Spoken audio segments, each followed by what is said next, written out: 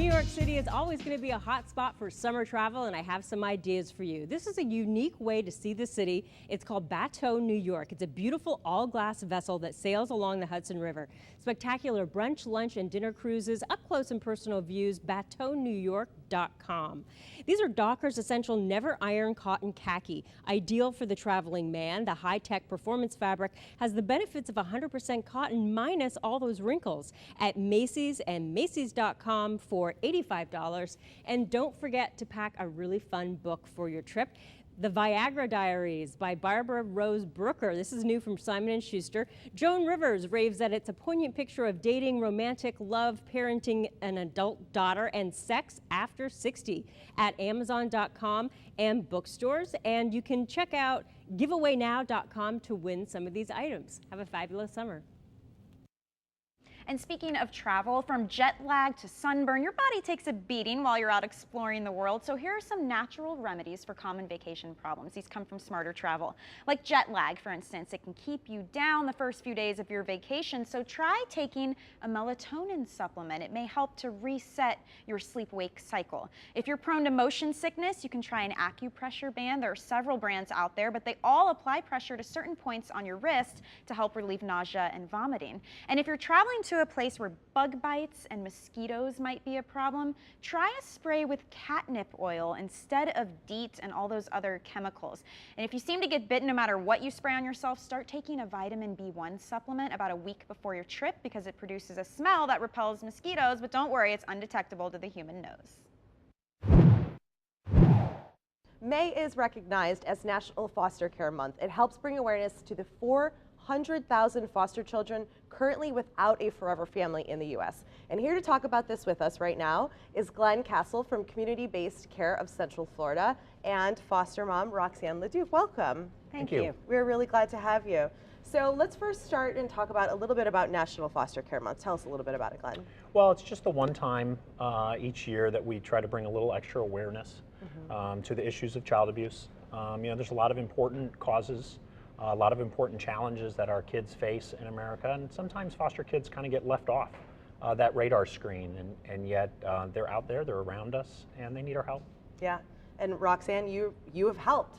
You Yes. are a foster parent, and you have been for, you were telling me, what, 17 years? Now tell me your story. What made you decide to become a foster parent? We knew that there was a great need for children that had come from difficult situations and their families were going through difficult situations, so we decided that was our way to help. Yeah, and tell us a little bit about what community-based care does. Well, we're a local foster care agency in the Orlando area, and just like lots of local nonprofits all across the country, with a mission to help kids who've been abused or neglected. Our job is to coordinate those services that they need, whatever that might be, until we can find them a safe place to grow up. Right, and what's it been like, Roxanne, you've had how many, ballpark me how many children you've had? 90, 100, Oh my goodness. over 17 years. That's pretty incredible. Is it hard to say goodbye once they are adopted out?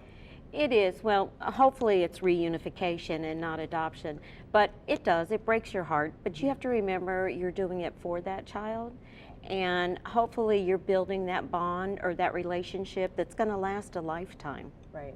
Explain a little bit the difference then. You just said reunification and being adopted. What's the difference?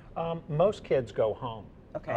Lots of families face sort of episodes of crisis that might be financial, it might relate to drug use or something, and it puts them in a position where they can't parent today, Right. but they love their children, and if they can get through that crisis, if we can help them through, children go home, and as Roxanne said, that happens most of the time. And Yeah. that's fairly common. I think sometimes kids that have been abused or neglected sort of get a label as if they've done something wrong, and then they haven't done anything wrong.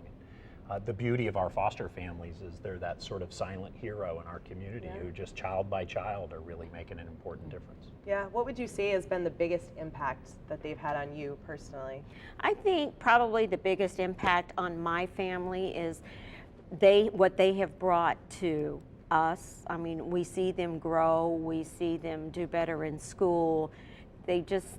They want to please. They're wonderful children that just need a temporary home. Right.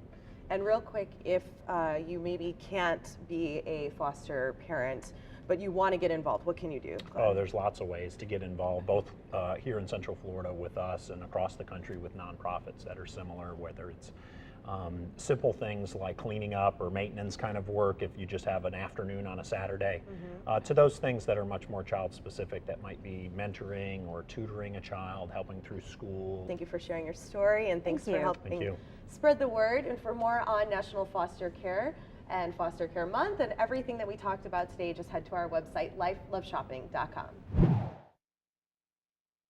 Rachel, thank you. Now, if you're planning to travel this summer, stick around because when Life Love Shopping returns, we're going to reveal the cities in which you are most likely to lose your cell phone. Uh-oh. Plus, see what happens when Glee and Broadway star Jane Lynch hits the streets to deliver breakfast to some unsuspecting fans.